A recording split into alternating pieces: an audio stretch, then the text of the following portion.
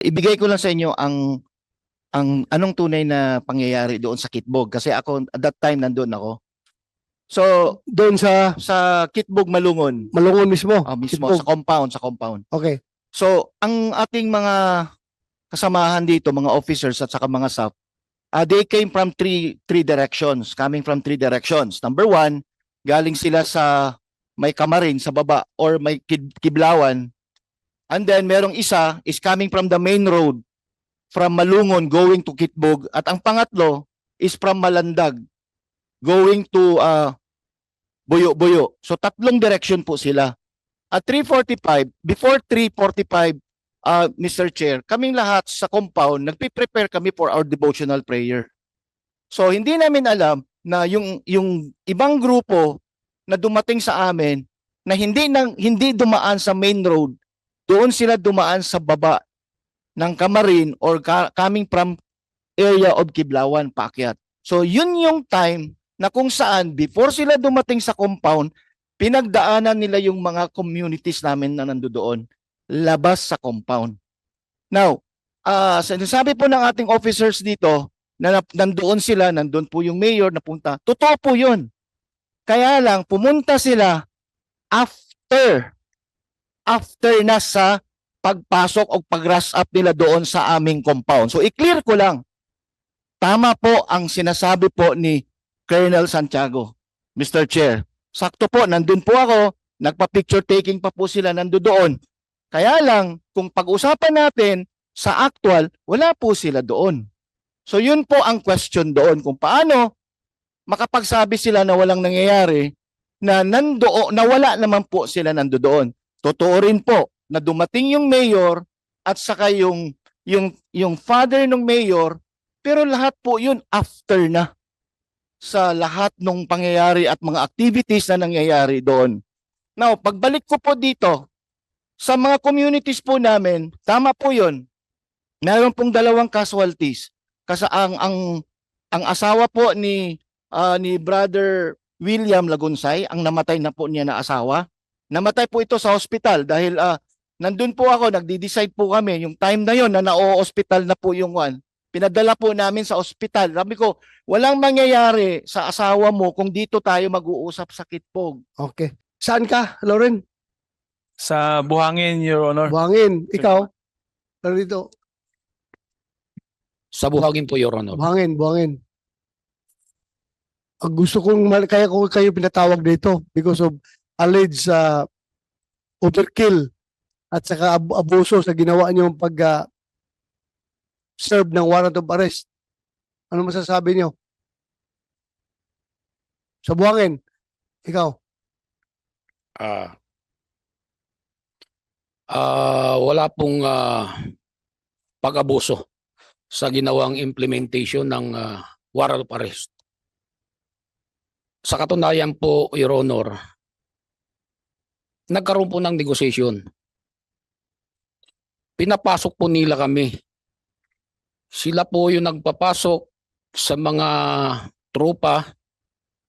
Okay, ganito na lang. Meron ka presentation? May nanda ka na presentation? Wala pong dala. Sino yung may video? Ipakisabit na lang sa committee kay pag-aralan namin yung video mo. Attorney, meron kayong tanong sa kanila, yung particular na ground commander? Yes. Pwede ba magdagdag, Your Honor? Yes. Kasi yung June 10, nandun po, nakita ko pa kausap ko po yan si Police Lieutenant Colonel Lauren, tapos si Saklit. Pinapasok po talaga sila, pero after na po sila, yung nag-settle na po lahat, nung kinausap po ng lawyer, kasi ang initial talaga na ginawa po, sumampa ka agad yung ladder po nila. Inakyat na po Yung video po will not lie.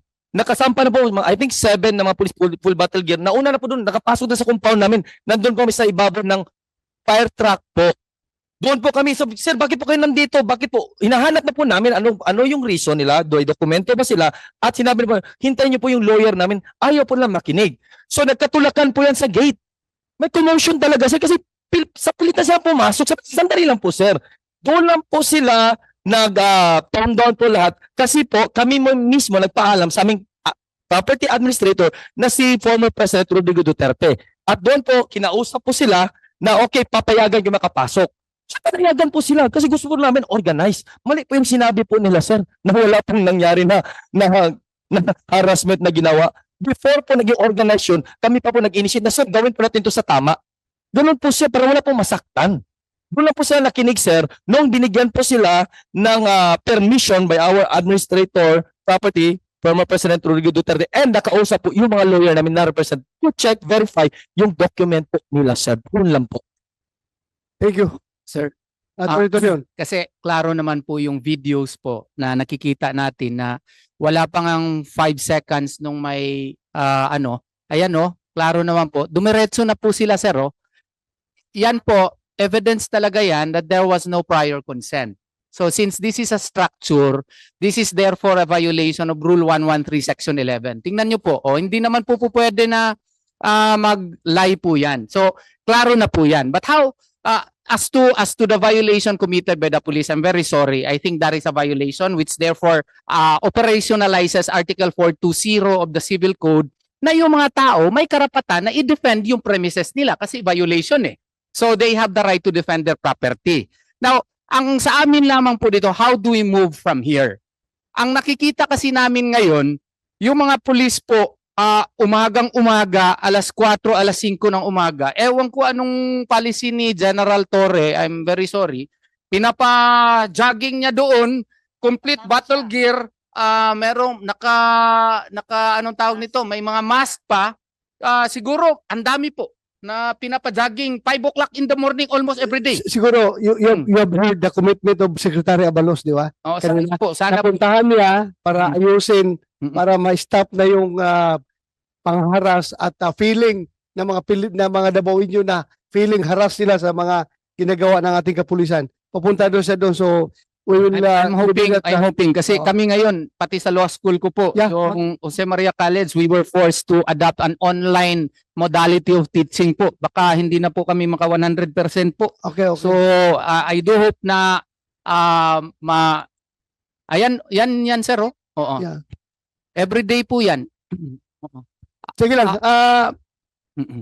Nag-usap So tayo. ang sa amin Sa- lamang sa kanila. it raises a lot of unnecessary fear and apprehensions on the part of the residents in the area, not only in KOJC. Oo. Yan po ang nangyayari po every day po doon. I know mind games pero I do hope that the police would understand that it has an effect on the psyche of young people, my children. Precisely. Mm. Sagutin muna natin si Arde. Yes. Your Honor, sir, huli ko na nga lang sinabi sa kanila, nakasama ako dahil palagi nila sinasabi, sir, na pinapahirapan ko mga pulis. But, sir, kung titingnan natin ang KOJC sa lugar na yan, sir, minority lang naman sila dyan, sir, eh. Mayroong hotels dyan, nandyan ang airport, nandyan ang pagkalaki-laking warehouse, sir, yung isang warehouse dyan, sir, na pagkalaki-laki, nandiyan kami nag-checkpoint sa harap mismo ng warehouse. May mga napakalaki ng development dyan, sir. May subdivision dyan. Ang daming nakatira dyan. May upscale subdivision dyan, sir.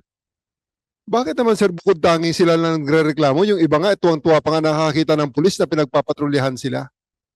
So, I don't think that the majority, the voice of these people represent the majority of the people. They are but simple minority protecting a fugitive. At wala kaming ginagawa dyan, sir. Nagja-jogging lang sa kabila pa ng kalsada no ako ang kasama. Hindi nagrereklamo ang gasolinahan. Hindi nagrereklamo ang Airport View Hotel. Hindi Ayan, nagrereklamo, sir, yung Arms Corps. Andyan din ang Arms Corps. Hindi naman nagrereklamo yung pagkarami-raming ang Bel Air na subdivision dyan, sir. So, that's what I'm just saying, Your Honor, that they're just but a simple minority there, and the majority of people are welcoming our presence there because it is a very critical area, sir. It is a Okay. main Anyway, sir. ganito lang, Nick. Kinausap ko na kanina si Secretary Abalos. I hope mag-adjust tayo. At least yan, walang mask. Wala nang mask. Yung nga, wala nang mask. Mabuti naman at tinanggal yung mask kasi nung dumaan ako doon, nakamask talaga sila eh. Yung face mask. Kaya, at least, mas friendly ang dating yan. Mas friendly ang dating niya kaysa yung nakamask na nakakatakot ako nga hindi maganda mo tingin ko talaga. Sabi ko, kinausap ko yung patrolman, bakit kayo nakamask lahat? So, ganito Honor. lang, Dagdag lang po. yeah. Thank you po, Your Honor. Sabi po ni General Ore, Your Honor po, nag-check point po sila doon sa warehouse, wala po nagreklamo. Siyempre po, warehouse po yun, bodega po yun, Your Honor.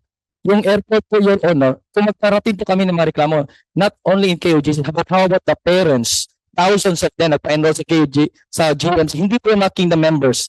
Kung magpabot po kami ng reklamo po, Your Honor, through General Torre, a-actionan ba nila? Sige lang. Secondly po, Your Honor, lang, makinig ka. Opo, Kasi tinatawag na ako sa CA. yes po. Kuwan na lang. Hintayin natin yung magiging resulta ng pagbisita ni Secretary Abalos doon at anong adjustments gagawin nila. At kung wala pa rin mangyari, magpapatawag uli ako ng hearing. Yes, can we hear from General Torre his commitment po? Kasi po marami nagreklamo airport po, marami pong nalilit eh. Hindi na siya kaya mag-commit. May action na si LG sa kanya. At siya mismo, pinakita sa akin kaya cellphone na pinapakasuhan niya yung pulis na hindi sumunod sa instruction na nakamas. Ay, maraming salamat po, Your Honor. May action po. Sabi ko, huwag na kasuhan. Opo. Tanggalin lang. Tanggalin lang yung bus. Huwag nang kasuhan. Bakit kasuhan mo pa yung patrolman na they are just taking orders? Huwag mong kasuhan. Basta tanggalin lang at para friendly sila sa mga tao para hindi matakot yung mga tao doon. At saka, Yun lang. Yes, may request sorry. lang sana as Dean of a Law School, Your Honor. Can we request the police mga 300 meters away from the school so that we can continue with our normal operations and my students would not be afraid anymore in going to their classes? Can we have move that kayo. commitment, Your Honor? Move kayo. Magbigyan ninyo yung... Sir. Yes. Hindi naman. Just after all their requests, sir, can I just make a request to just one person? What? Sumurrender na lang, sir, si Wala. Yun na lang, sir, ang kwan. Para Dali lang. matulungan niya ang kanyang mga samahan. Hindi mo pwede gawin requirement. Dali. Hindi mo gawin requirement yan dito sa committee na ito at saka sa kanila. Dahil unfair. That's an unfair request. Hindi mo talaga kung ako lang, kung makunta ko ni Pastor Kibuloy ngayon, kausapin ko. Pero hindi ko na beyond reach. Your Beyond, Honor, kahit itong mga tao na ito, hindi na nila yan na kukontak. Nag-iingat rin yan sila na, kwan, Kibuloy yun, sir, ang request na yun Oo. sa kanila, sir. pareho tayo ng request kung gusto mo. Sa- sa Pero Kibuloy. unfair kung i-require natin sa kanila. Yes, last word. Cardona. Yes. Ikaw, sige. Yung request ni General Torre. You are as if you are not in your sane mind. Correct. Wag naman ganun. Wag naman ganun. Yeah. Yung ikuan lang yun. Earnest request niya yun. Kung alam lang namin kung saan si Pastor, hindi kami magtitiis na maghingi palagi ng Sinabi ko na. advice from Tatay Bigong. Sinabi What's ko na next? sa kanya. Next? His request is impossible. Kaya wag na nating kalkalin yan.